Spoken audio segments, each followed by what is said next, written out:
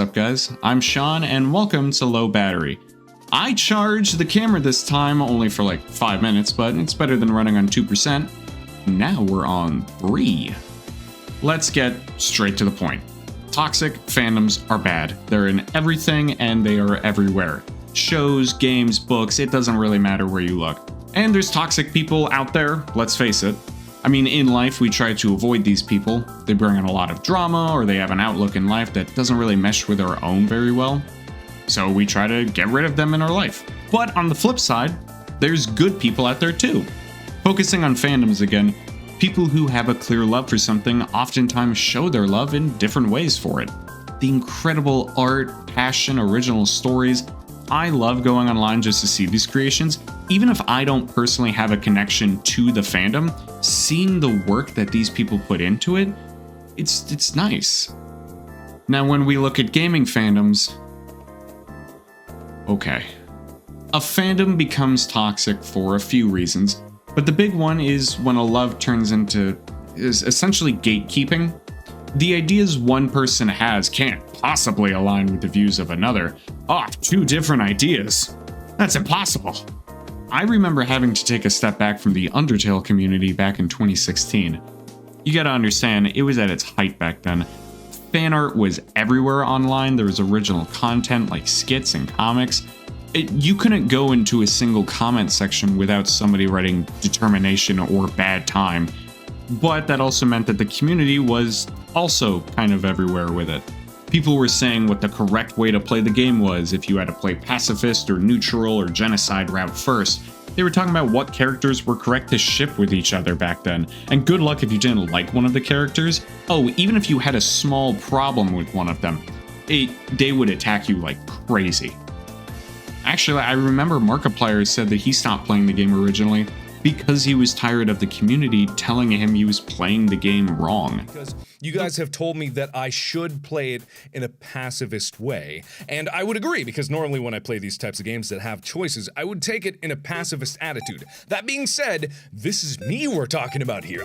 The point of the game is to play in your own way. No one should force you to play one path. Otherwise, you're just following a guide rather than experiencing the game for yourself. This goes for Undertale or any other game for that matter, by the way.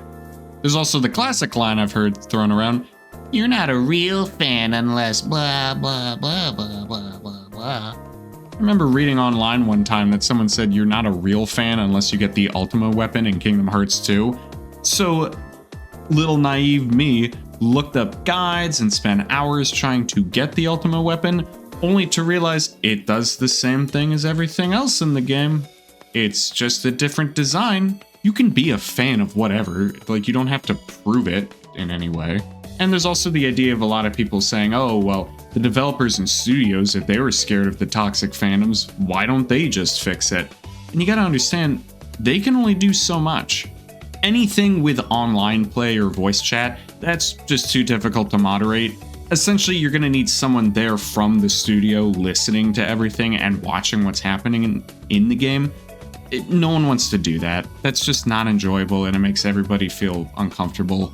So then what? Are toxic fandoms just here to stay? Yep. Pretty much. It's one of those toxic fandoms going to be in everything. But can they be fixed? Sure. Games can develop over time, and they can change here and there to create a new fandom and a new community.